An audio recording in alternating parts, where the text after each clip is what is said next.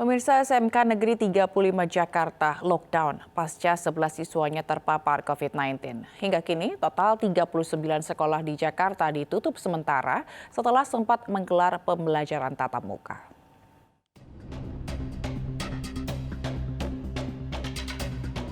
SMK Negeri 35 Jakarta ditutup setelah 11 siswanya terkonfirmasi positif COVID-19. Para siswa yang positif disebut tertular COVID-19 dari klaster komunitas, bukan dari sekolah. Selain itu, lokasi sekolah ini terletak di dekat lokasi micro lockdown, yakni Kelurahan Krukut, Jakarta Barat, di mana ada 67 warga yang positif COVID-19. SMKN 35 ini berada pada wilayah zona merah, yaitu di Kelurahan Krukut ya, RW 02. Ada beberapa langkah yang dilakukan oleh tim dari Puskesmas itu untuk tracing ke warga di Kelurahan Krukut dan dilanjutkan tracing ke warga di SMKN 35. Hingga kini total 39 sekolah di Jakarta ditutup sementara setelah sempat menggelar pembelajaran tatap muka. Dari Jakarta, Kevin Pakan, Herutri, Ade Suryananda, iNews melaporkan. Polres Cimahi, Pemkot Cimahi, dan Pemkab Bandung Barat gencar menggelar vaksinasi massal siswa SD berusia 6 hingga 11 tahun. Dan untuk menarik simpati agar mau divaksin, petugas menjemput peserta vaksin dengan truk polisi.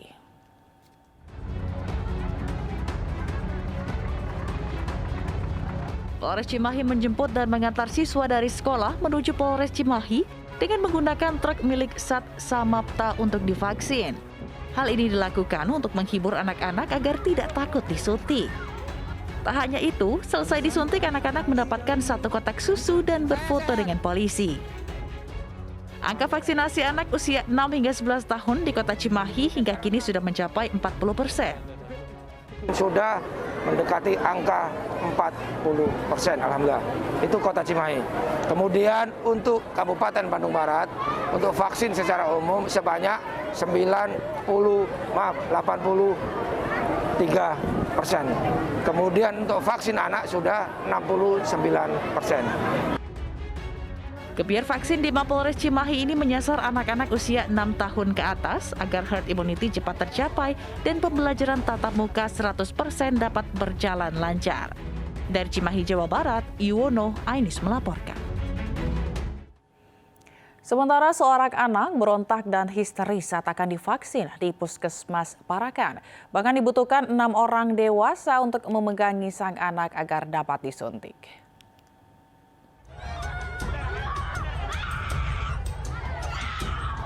Siswa SD ini terus berontak dan menangis saat akan divaksin oleh vaksinator dari Puskesmas Parakan, Temanggung, Jawa Tengah. Bahkan butuh 6 orang dewasa untuk memegangi anak ini. Petugas berkostum Spider-Man juga disiapkan untuk menghibur anak-anak yang takut disuntik. Vaksinasi COVID-19 anak usia 6 hingga 11 tahun ini digelar di Taman Bambu Runcing Parakan oleh Badan Intelijen Negara atau BIN. 1.000 dosis vaksin disiapkan, namun antusias siswa membludak mencapai 1.700 siswa. Ada vaksinasi dari yang diselenggarakan oleh Badan Intelijen Negara di Kabupaten Temanggung dengan menyasar target 1.000 anak umur 6 sampai 11 tahun. Tetapi ini antusiasme masyarakat sangat besar sehingga yang hadir sekitar 1.700-an anak dari berbagai sekolah. Alhamdulillah vaksin kita sangat mencukupi sehingga dengan antusiasme masyarakat dapat tercukupi. Rencananya vaksinasi serupa akan dilakukan di puskesmas lain untuk mempercepat program vaksinasi. Dari Temanggung, Jawa Tengah, Didi Dono Hartono, iNews melaporkan. Sementara media sosial dihebohkan dengan video sejumlah pelajar SD di Kota Medan, Sumatera Utara yang diduga menerima suntikan vaksin kosong. Polres Pelabuhan Belawan langsung meminta keterangan sejumlah saksi termasuk tenaga kesehatan yang menyuntikan vaksin. Dari depan dong, biar nampak. video amatir saat sejumlah siswa SD di Jalan Promotor Laut Yos Sudarso, kilometer 16, Kota Medan, diduga mendapatkan suntikan vaksin kosong. Orang tua pelajar yang melihat kejanggalan saat proses vaksinasi mempertanyakan prosedur yang dilakukan tenaga kesehatan tersebut. Diduga tenaga kesehatan berasal dari salah satu rumah sakit swasta di Kota Medan.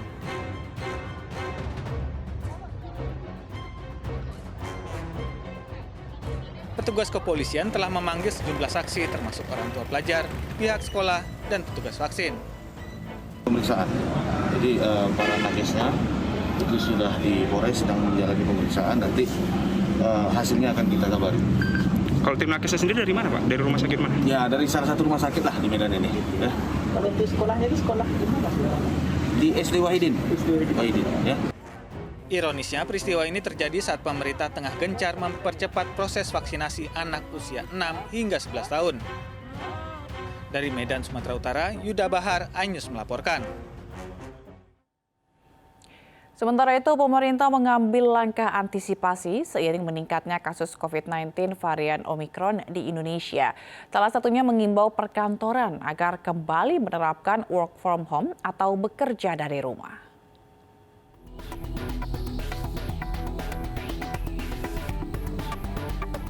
Penyebaran COVID-19 khususnya varian Omikron menjadi perhatian pemerintah. Penambahan kasus COVID yang menembus lebih dari 2.000 orang per hari mendorong pemerintah mengambil langkah antisipasi. Selain pengetatan protokol kesehatan dan percepatan vaksinasi, pemerintah mengimbau agar perkantoran kembali mengambil kebijakan bekerja dari rumah. Wakil Gubernur DKI Ariza Patria mengancam akan memberikan sanksi tegas bagi perkantoran, unit usaha serta mal yang melanggar aturan 50% bekerja di kantor atau work from office. Wagub juga meminta Satgas COVID-19 agar mengawasi ekstra ketat untuk mencegah ancaman gelombang ketiga penyebaran COVID-19 di ibu kota. Ya tentu semua ada sanksi, pengawasan, monitoring tetap dilaksanakan.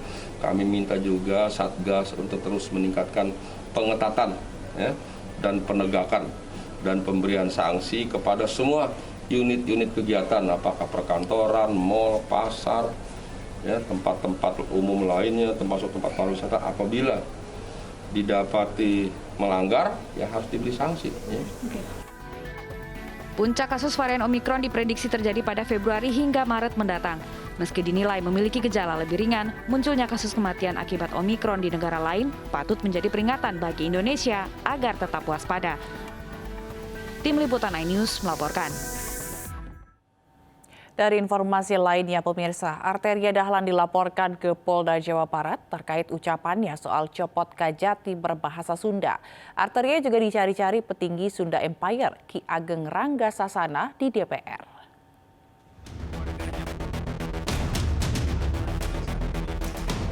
Arteria Dahlan dicari-cari petinggi Sunda Empire Ki Ageng Rangga Sasana di DPR. Rangga mendatangi gedung DPR untuk bertemu langsung dengan Arteria terkait ucapan Arteria soal copot Kejati berbahasa Sunda. Ya, sebagaimana diketahui bahwa ada satu oknum ya DPR dalam artian Pak Arteria Dahlan ya, dalam konteks persoalannya mengangkat pada proses melarang berkaitan dengan bahasa daerah digunakan untuk komunikasi. Ini halnya berarti melanggar satu Bhinneka Tunggal Ika.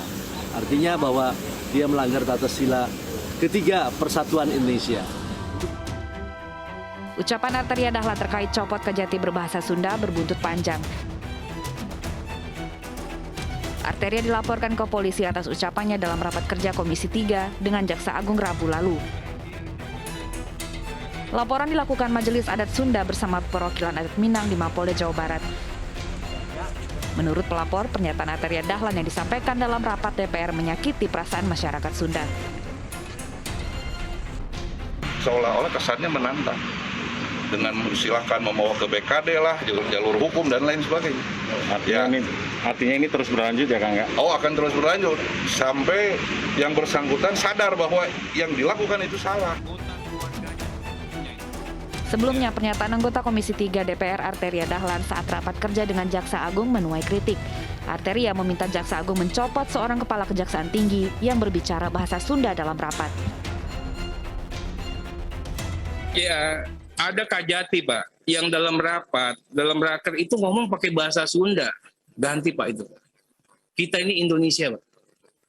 Jadi orang takut kalau ngomong pakai bahasa Sunda, ntar orang takut, Pak, ngomong apa dan sebagainya itu, Pak.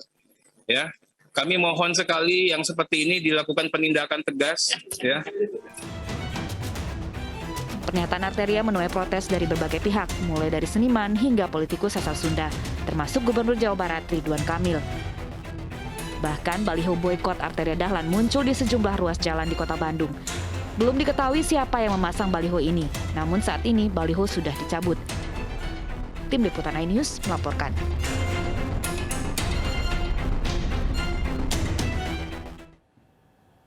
Arteria Dahlan menyampaikan permintaan maaf kepada masyarakat Sunda atas ucapannya yang meminta Kepala Kejaksaan Tinggi Jawa Barat dicopot saat raker Komisi 3 dan Kejaksaan. Arteria akan menerima dan menjalani sanksi dari DPP PDI Perjuangan. Saya juga sudah dimintakan klarifikasi dan sudah memberi klarifikasi ke DPP partai. Hari Kamis ini jam 11 sampai jam 12 tadi saya bertemu mengklarifikasi di hadapan Pak Sekretaris Jenderal, Pak Hasto Kristianto, Pak Ketua Dewan Kehormatan, Pak Komar. Nah, dan jam 1:30, 13.30 saya juga sudah dimintakan klarifikasi dengan Ketua Fraksi kami, Mas Utut Adianto. Intinya saya mohon maaf dan kemudian pernyataan atau pertanyaan yang mungkin membuat gaduh ini murni dari saya pribadi selaku anggota DPR RI dalam menjalankan tugas-tugas pengawasan. Tidak ada kaitan dengan apa fraksi atau dengan partai kami. Dan pastinya tidak ada bermaksud untuk rasis atau merendahkan bahasa atau suku Sunda. Selain menuai kecaman karena pernyataannya menyinggung suku Sunda, anggota DPR fraksi PDI Perjuangan Arteria Dahlan kini juga disorot atas kepemilikan 5 mobil berplat nomor sama yang diparkirkan di basement Gedung Nusantara II DPR RI Senayan, Jakarta Pusat. 5 mobil milik Arteria Dahlan yang menjadi sorotan ini semuanya berplat nomor organik kepolisian 4196-07, yaitu Toyota Velfire hitam, Mitsubishi Grandis hitam, Toyota Fortuner putih, Nissan Grand Livina merah, dan 1 Toyota Innova Silver. 4 dari 5 mobil berstiker www.arteriadahlanlawyer.co.id atau www.arteriadahlancenter.com. Setelah sempat viral, mobil-mobil Arteria Dahlan diduga dipindahkan karena tidak lagi berada di basement Nusantara II. Kemarin yang terlihat di parkiran yang sama adalah mobil Pajero Sport hitam dengan plat nomor organik polisi 4196-07. Nissan Grand Livina merah yang sudah berganti plat nomor menjadi B1871WZX dan Nissan Terra putih berplat nomor B1418TJS.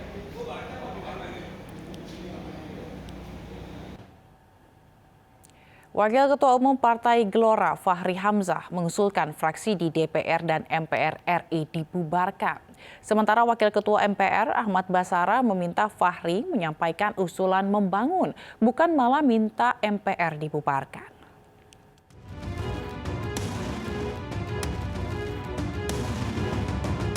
Wakil Ketua Umum Partai Gelora Fahri Hamzah mengusulkan agar fraksi-fraksi di DPR RI dihapuskan dan MPR RI dibubarkan. Fahri menilai keberadaan fraksi di DPR selama ini membuat legislatif tidak berdaya. Menurut Fahri, fraksi sekadar menjadi alat kepentingan politik ketua umum partai atau elit-elit politik. Fahri juga usul lembaga MPR dibubarkan. Fahri mengaku sempat menyampaikan kepada Ketua MPR Bambang Susatyo. Yang sebenarnya kita usulkan, karena kita harus memikirkan masa depan dari lembaga perwakilan ini, Mas Ahmad Basara. Kita nggak boleh sekedar menikmati seperti sekarang, ya mohon maaf aja, ini jadi tidak saja beban biaya kepada kita semua, tetapi juga sebenarnya jabatan-jabatan yang tidak diperlukan itu tidak terlalu berfungsi. MPR atau majelis sebagai rumah bangsa Indonesia harus betul-betul didesain supaya ada tempat orang berdialog secara nasional, ada tempat orang mendiskusikan pikiran-pikiran.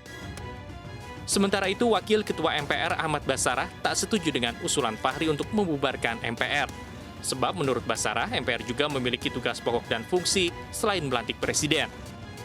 Bangsa ini tugas pemerintah, bukan tugas eksekutif. Apalagi MPR, karena fungsi MPR itu jelas di Undang-Undang Dasar. Tetapi pada waktu itu Pak SBY belum merespon untuk mengambil alih tugas dan pelaksanaan pembangunan mental ideologi bangsa itu.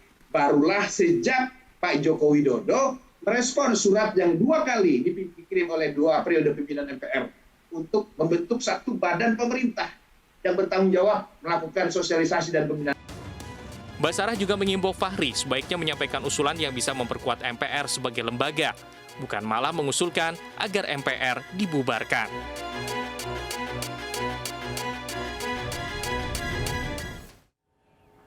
Gubernur Jawa Tengah Ganjar Pranowo meninjau pelaksanaan rumah tidak layak huni atau RTLH dan listrik murah di sejumlah desa Kabupaten Banjarnegara, Jawa Tengah.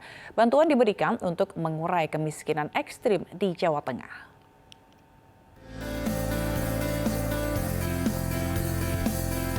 Gubernur Jawa Tengah Ganjar Pranowo meninjau pelaksanaan rumah tidak layak huni atau RTLH dan listrik murah di sejumlah desa Kabupaten Banjarnegara, Jawa Tengah. Ada 2 rumah warga dari masing-masing jenis bantuan yang ditinjau, diantaranya rumah milik Mawardi dan Dartono penerima RTLH di Desa Plumbungan, Kecamatan Pagentan. Dan kediaman Suyeti dan Siswandi menerima bantuan listrik murah di Desa Dauhan, Kecamatan Wanayasa. Ganjar mengapresiasi kolaborasi lintas sektor dengan beragam program bantuan bagi masyarakat prasejahtera, sehingga angka kemiskinan di Jateng bisa terus ditekan. Jadi kalau kemarin hasil survei BPS kan, nasionalnya juga bisa turun, kontribusi Jawa Tengah juga ada gitu ya. Nah, saya hari ini ngelihat bagaimana prakteknya sebenarnya. Nah, ternyata adalah dari SDM, bantu listrik, CSR PLN, bantu ada, CSR perbankan, bahkan tadi ada juga CSR dari perusahaan ikan ya. Saya surprise juga gitu, ada bantuan Pemprov. Nah, sekarang kita datangi mereka yang dibantu seperti apa. Ada 5 kabupaten di Jawa Tengah yang masuk prioritas penanggulangan kemiskinan ekstrim, diantaranya Banyumas, Banjarnegara, Brebes, Pemalang, dan Kebumen. Sementara di tahun 2021 sebanyak 405 warga Kabupaten Banjarnegara yang mendapatkan bantuan RTLH dan CSR, dan 231 kepala keluarga menerima bantuan listrik murah. Dari Banjarnegara, Jawa Tengah, Tim Liputan iNews melaporkan. Kepala BKKBN Hasto Wardoyo melaunching pil KB untuk ibu menyusui di Kabupaten Nganjuk, Jawa Timur. Dengan pil baru ini diharapkan para ibu tidak takut lagi mengkonsumsi pil KB dengan tetap bisa menyusui anaknya hingga usia 2 tahun.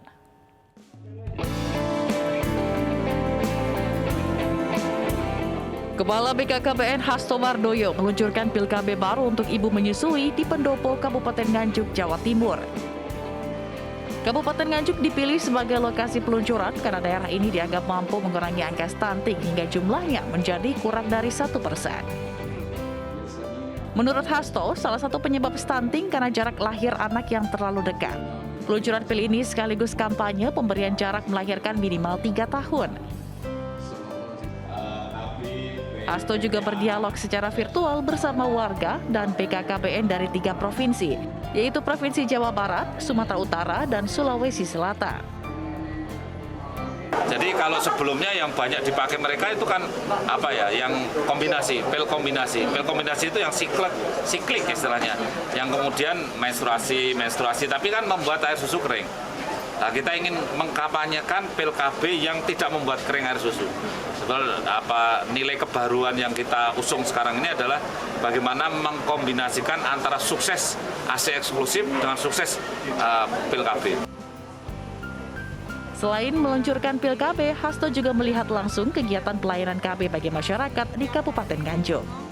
Dari Nganjuk, Jawa Timur, Mukhtar Bagus, iNews melaporkan.